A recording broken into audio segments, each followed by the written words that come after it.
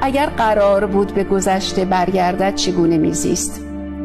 شاید کمتر سرسخت می بود، شاید بیشتر احساساتش را بروز میداد، شاید نرمش بیشتری از خود نشان میداد، شاید سعی میکرد سایرین را بهتر بفهمد، شاید هم نه، شاید هم باز عیناً همان اشتباهات را تکرار میکرد.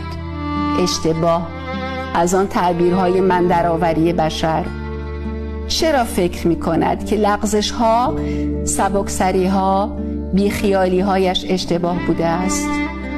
این زن کنونی زاییده هر یک از آنهاست، مدیون آنهاست. هر لغزش، خنده، مویه و اشکش گواه زنده بودن او بود. چرا از خودش انقدر انتظار دارد و طلبکار است؟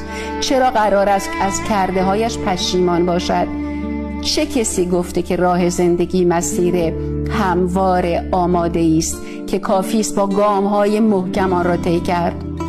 راه زندگی مسیر لیز و پرپیچ و خمی است که هر لحظهش غافلگیر کننده و شگفت‌آور است. تمام لذت زندگی به این پیچ و خم‌های تو در توست که انسان درش گم می شود، بیراهه می رود، توقف می کند، گاه باز به عقب